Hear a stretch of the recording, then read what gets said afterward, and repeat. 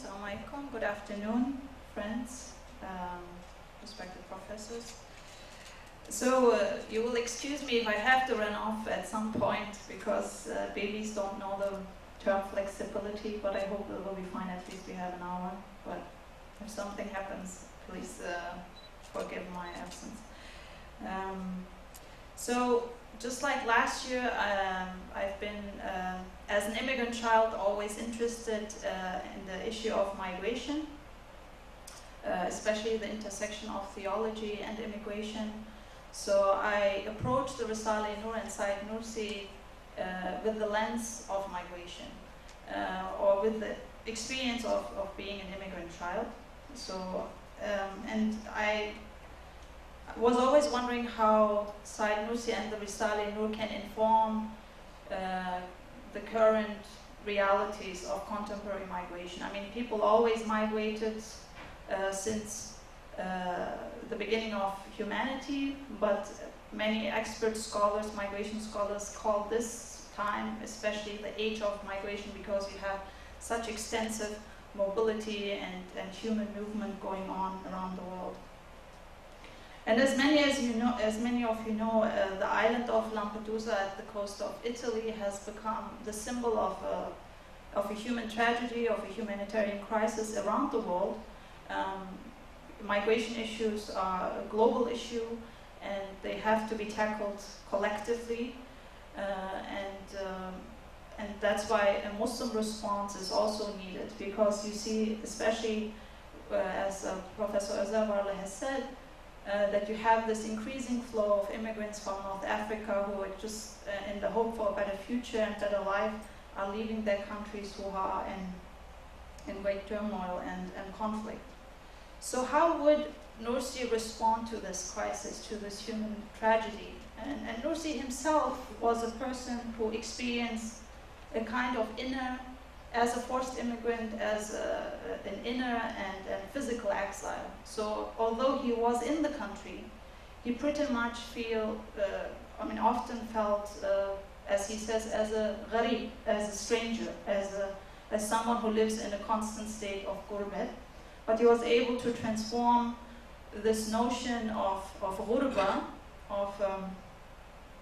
if we want to translate it as estrangement or alienation, into a positive notion, and provides comfort and solace to those who share the same feelings. So in raising these questions, I was taken back to the story, the creation narratives of Adam and Eve in the Quran, and I would like to call them the migrants, the first immigrants who moved from heaven to earth. And it's very interesting, in the Quran you have this creation story narrated 7 times of Adam and Eve, but each of these accounts provide interesting nuances. So I went back to the migrants and thought, based on the teachings of the Risale-i Nur, what kind of theological discourse can be constructed or articulated and be responsive to the needs of immigrants today? So I just want to share some preliminary reflections based on that reading of Nursi, and I welcome your feedback. So what would Nursi actually offer to immigrants today, or the host communities, the receiving communities, and the immigrants who are flowing into different societies today? I think first and foremost he would emphasize the fundamental dignity of human life. I mean, that's really the centerpiece in his writings, because he believes that every human being is a unique divine configuration of the divine names, and as such sacred, sanctified.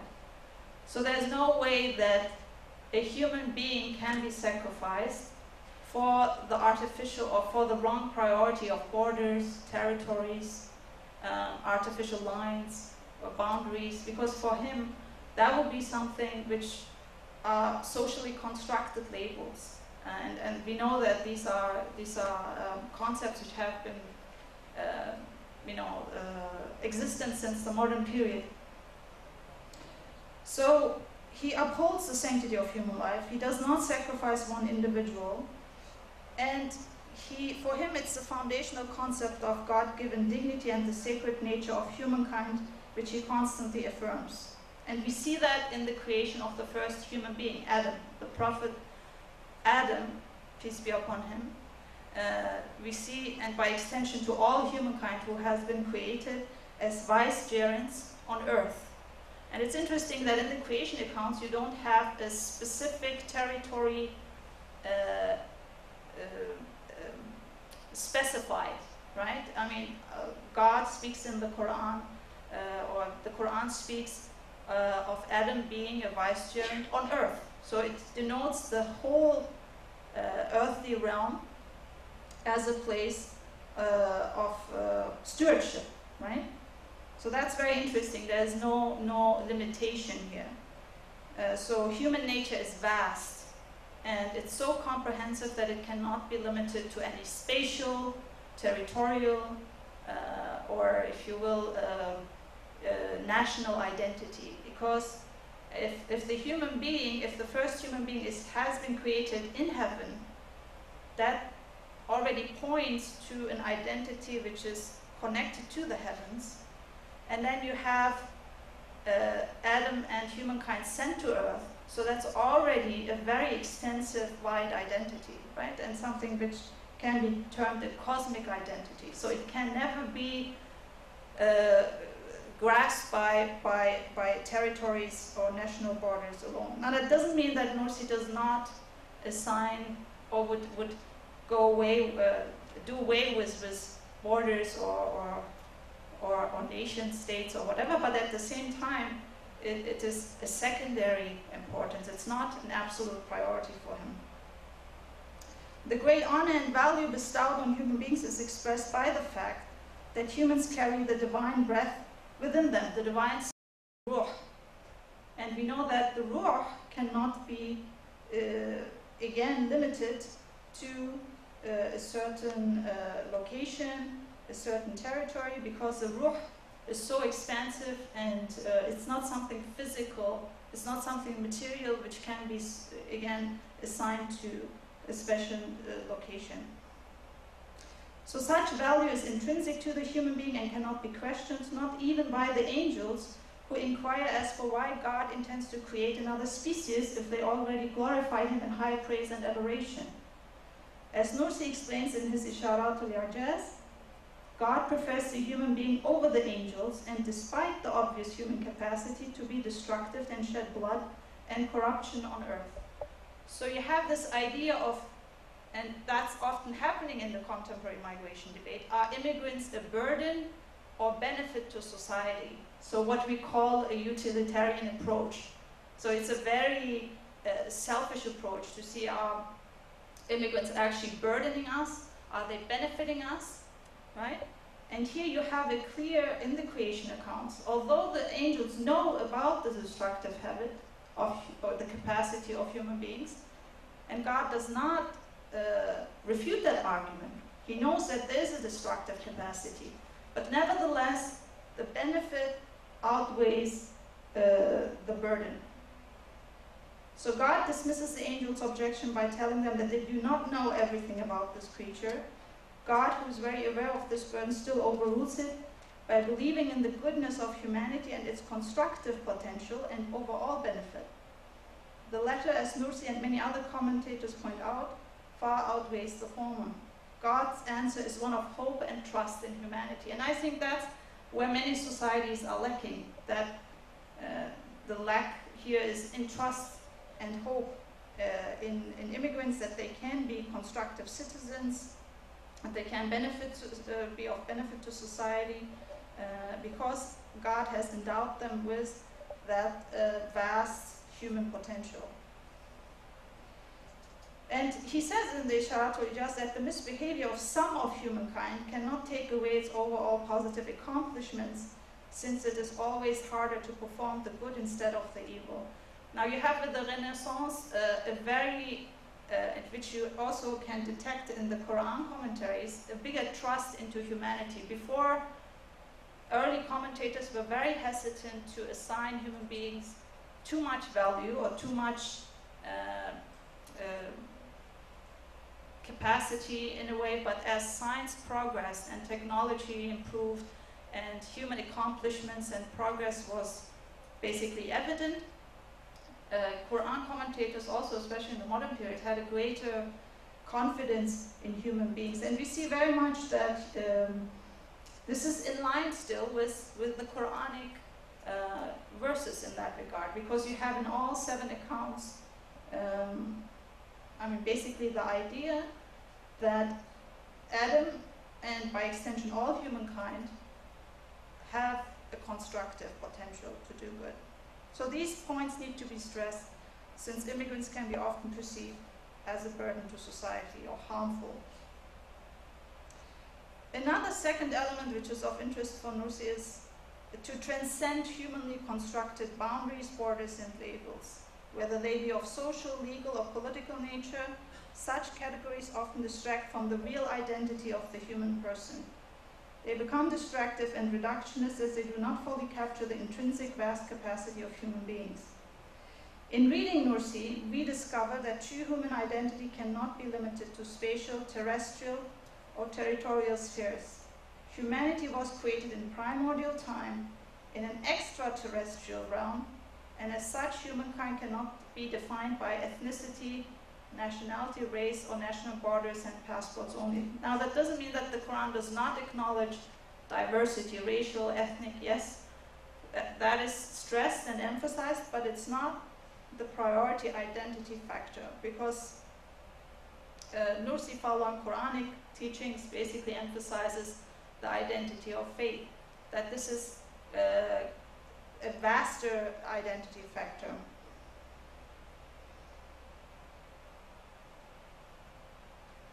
So as such, this cosmic identity defies the notion that borders are absolute and can be taken as final identifiers in assessing where humans belong to. The Khalifa verse designates the entire earth as a place of assignment. This means that human beings are equipped with the capacity to settle anywhere, and that their responsibility cannot be strictly reduced to national or territorial interests alone. And what is also interesting in these creation accounts, the dried clay, salsal, and the dark mud, hamain masnoon, indicate also that the 4 elements of the universe, earth, water, air, and fire, are involved in the creation of the human being.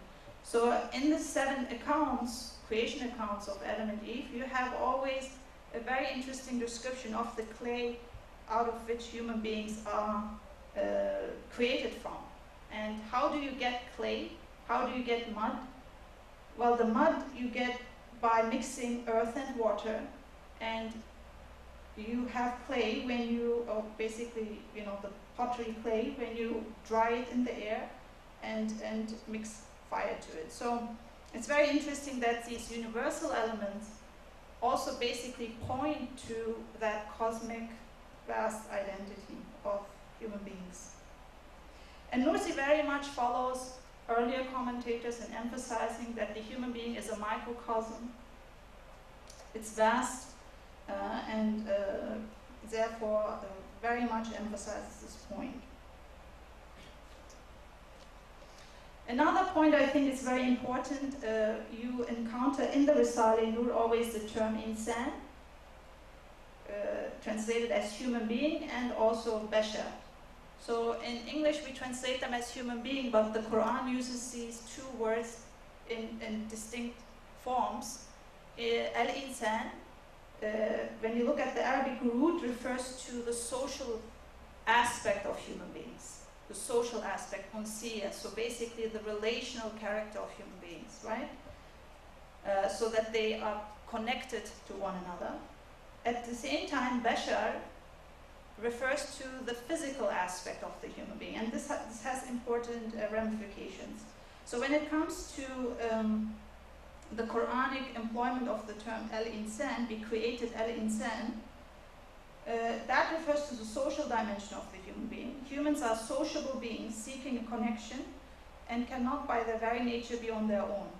This relational element has important ramifications for debates on family reunification, often present in migration issues. Families are often forcefully separated because of legal or political questions, or due to certain requirements they need to fulfill before entering a new country. So these present-day political and legal practices within the realities of immigration have led to some wrong decisions to forcefully uncut the relational ties within the smaller family.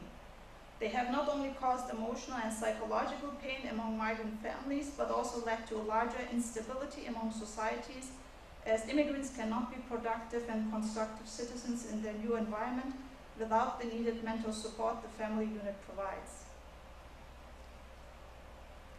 Husband and wife in the Quran, husband and wife in this respect are depicted as garments for each other, libas. In order to provide that safety and warmth, it is necessary that they remain skin close. As Nursi explains, they conceal each other's weaknesses, cover one another's mistakes, and offer security and comfort. It is therefore difficult to see how these duties can be performed, or how these ideas can be established if husband and wife are living separate from one another. And I know instances in Germany where spouses were separated for years because they did not fulfill language requirements, which is difficult because if you imagine someone is illiterate and living in the village, the next language course is in the city, you have to take the bus, and it costs a lot of money. So there are a lot of questions involved, and this has been actually taken to the European Court of Justice. I mean, so this is not something which is not a real issue, right? So it is a priority that the Quran wants its audience not to sever the ties of kinship, speaks to the unshaken significance of the social dimension of the human being. It is a priority set by God to preserve these bonds and bears a moral imperative to support and sustain the family units as much as possible. Another point Nursi also emphasizes in following Quranic teachings is, as I said, the physical aspect of human beings, namely the sacredness of the human body. Now today we see in contemporary practices of labor migration, the example of Qatar comes to mind, where you have human bodies exploited for material interests, selfish interests, and so that's really an important issue. And the Quran employs the term al-bashar to characterize the human being's physical form or body. And Nursi regards bodily parts as special trust, amana, given by God. And each organ and bodily function will even testify at the end of times whether it was treated according to divine wisdom or not. Those who have exploited human bodies for their selfish and worldly interests will therefore be held accountable for the injustices they have committed. The mistreatment and abuse of labor workers is no secret when talking about contemporary migration practices. Following the Quran, Nursi upholds a holistic approach towards the well-being of humanity and regards both spiritual and physical health as important. Nursi explains that the Quran singles out various parts and organs of the body by discussing their significance for deepening one's faith and spiritual progress. The body's well-being needs to be preserved since it is a vessel for one's spiritual progress. For the cultivation of faith and its important rituals, the body is indispensable. In order to reach spiritual enlightenment and nourish the soul, reflection on the body is key. Nursi highlights over and over the fact that the body with all its functions is a God-given blessing and as such cannot be claimed to be owned by the person or other human beings. In an era in which bodies are treated as commodities and exploited for material goods and benefits, the theology of embodiment calls all people back to a responsible treatment of human bodies, which are sacred.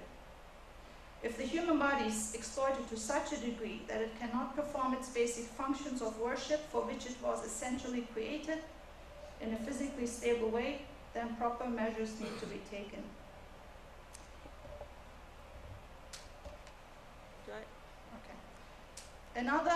Another element which Nursi emphasizes, if you read him in light of migration, is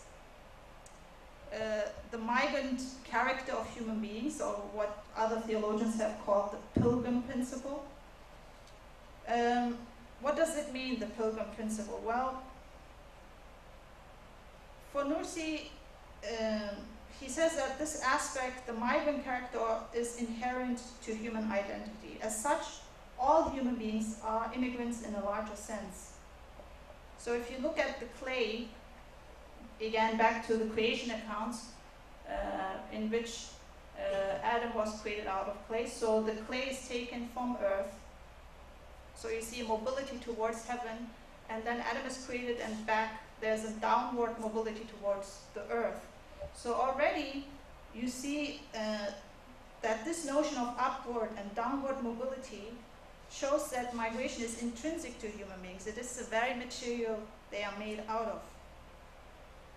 As Nursi points out, beginning from the depiction of human creation in the womb, the Quran points to a gradual and dynamic process intrinsic to human growth and development.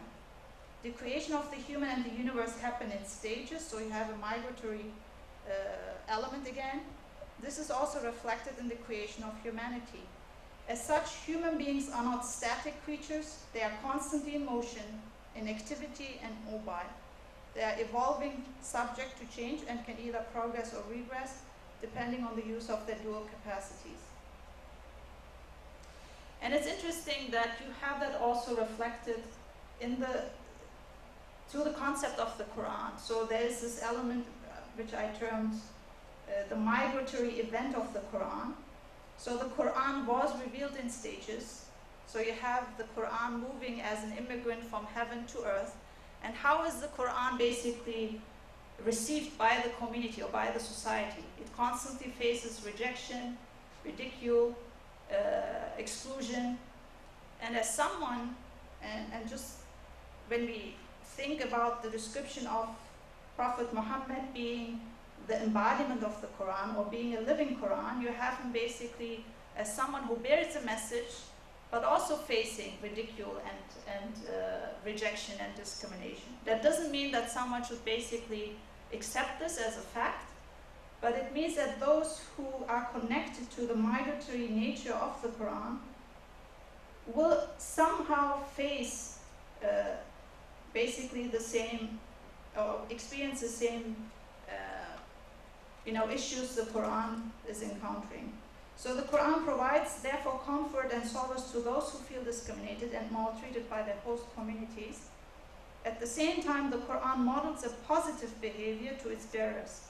The Quran never lives in isolation. It is always modeling activism, positive and constructive behavior, and constant engagement with one's new environment and surroundings. So that's basically showing that an immigrant who faces possible discrimination or rejection should always display an active attitude towards society, constructive behavior, and never give up in engaging. So a reading of Nursi reveals that the Quran is identified by elements of dynamism, progression, movement, change, and flow, because interpretation is an ongoing process. It always moves. It's nothing which is final. And to embody the Quran entails to emulate the prophetic model, which is not to settle completely in this world, but at the same time not to neglect it, yet remain focused on one's eternal journey to God. So that's very interesting, this dual approach. And Nursi basically talks about the three faces of the earth. So the one aspect is the self-referential aspect of the world. And in itself, the world is not worth to engage because it's ephemeral and vanishing. But the two other aspects of the world, being a mirror of the divine names and being a plowing field for the hereafter, are worth to engage with. So it's not a quietist or escapist attitude, it's a very active, proactive attitude the Quran employs both. So never lose sight of the hereafter. Be never completely attached to the world. Be detached with your heart, and you see that with Nursi also following that Quranic model. So he's very much fully settled in this world, but at the same time with the heart completely detached. At the same time, you see the Quranic division of Meccan and Medinan surahs, chapters, reminds the believers of the historical emigration and how central a place it should occupy in the collective identity of believers. In addition, it also calls into mind that migration is a mutual benefit and not a one-sided burden, or not one-sided one, because there's an interesting discussion within the Quran, the Quranic commentarial tradition, or in the Hadith literature, whether the immigration was benefiting the Ansar, the helpers, or the immigrants. And at some point, the exegetes agreed that it was a mutual benefit, right? The immigrants who came from Mecca to Medina helped the Medinans, but the Medinans also spiritually flourished and progressed in the same way. So there are interesting reflections on that regard. Okay. Another element, and now come to the end. The element of radical hospitality, right? I mean, we see that again in the creation accounts where the Quran speaks of the world as being a cradle. So it's a very compassionate place God created for humankind, where He provides an utmost hospitality, emotional blessings, spiritual blessings, and material blessings. So that basically models this idea of radical hospitality, and the Quran does not stop in telling its audience about these physical pleasures and spiritual pleasures in the world, but also states that the everlasting pleasures will be in the hereafter, so that God will provide, and basically in His generosity will create an environment conducive for those who have basically lived their life according to divine guidance. So that shows that the divine model of radical hospitality is one of being emotionally hospitable, but also providing an environment where human beings can intellectually flourish, physically flourish, and progress.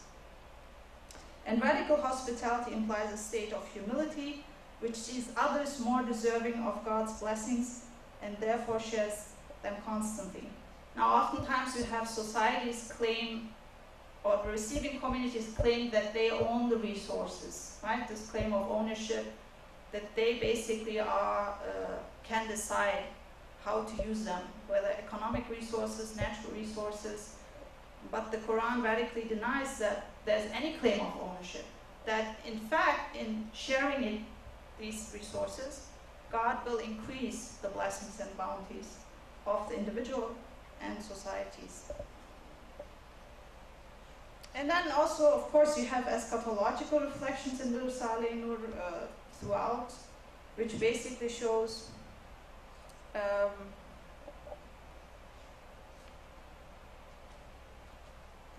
basically again underlines the migrant character of every human being. Since humanity cannot be fully satisfied here on this earth, they are by their very nature moved to go on to another place, one which provides all they are longing for. The return to the original home is unavoidable and is destined by God. The belief in the afterlife is a major theme in the Quran and always reminds people not to fall into forgetfulness and be aware of their migrant nature. The immigrant constantly reminds the other that he is in fact also an immigrant in a larger sense, because his homegoing is unavoidable. The Quran, Nursi, based on the Quran time and again, reiterates that this worldly life is of temporal, vanishing, and ephemeral character. It is unstable and insecure, and it can never fulfill the infinite desires and vast needs of humankind. Only life in the hereafter can, because the human yearning for eternity will only stop there. So, thank you for your attention.